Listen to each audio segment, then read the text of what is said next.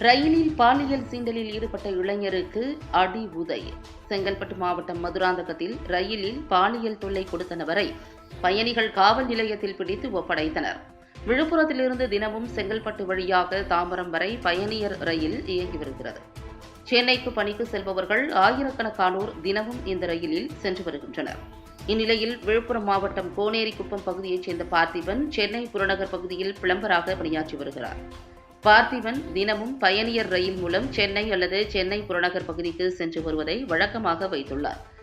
இந்நிலையில் மதுராந்தகம் பகுதியைச் சேர்ந்த 2 பெண்களும் பணி நிமித்தமாக சென்னைக்கு இதே பயணியர் ரயிலில் சென்று வந்துள்ளனர். பெண்கள் இருவரிடமும் பார்த்திபன் ஆரம்பத்தில் நட்பாக பழகி வந்துள்ளார். நாளடைவில் பார்த்திபனின் போக்கு தவறாக மாறி வந்துள்ளது. தொடர்ந்து அந்த பெண்கள் பார்த்திபனை கண்டித்துள்ளனர்.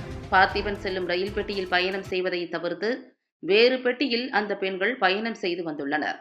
பார்த்திபனும் அவர்கள் எந்த பெட்டியில் ஏறுகிறார்களோ அதே பெட்டியில் பயணம் செய்வதை வாடிக்கையாக வைத்து வந்துள்ளார். தொடர்ந்து மதுராந்தகத்தைச் சேர்ந்த 2 பெண்களிடமும் ஆபாசமாக பேசுவது, எல்லை மீறி செயல்படுவதை வாடிக்கையாக வைத்து வந்துள்ளார் பார்த்திபன். இந்த நிலையில் சிக்னல் கோளாறு காரணமாக ரயில் 1 மணி நேரம் தாமதமாக வந்துள்ளது. இதில் வந்த பார்த்திபன் அந்த 2 பெண்களிடமும் ஆபாசமாக பேசியதோடு மட்டுமல்லாமல் தவறாக நடந்து கொண்டுள்ளார். இதனைத் தொடர்ந்து பெண்கள் மற்றும் சக பயணிகள் தர்ம அடி கொடுத்து அவரை கீழே இறக்கியுள்ளனர். தொடர்ந்து தகாத செயலில் ஈடுபட்ட பார்த்திபனை பெண்களின் உறவினர்கள் மற்றும் பொதுமக்கள் பிடித்து மதுராந்தகம் காவல் நிலையத்தில் ஒப்படைத்தனர். பொதுமக்கள் பிடிக்க முயன்றபோது தப்பி ஓட முயன்ற பார்த்திபனை தாக்கியதில் பார்த்திபனுக்கு காயம் ஏற்பட்டது. உடனடியாக பார்த்திபன் மதுராந்தகம் அரசு மருத்துவமனையில் சிகிச்சைக்காக அனுமதிக்கப்பட்டார்.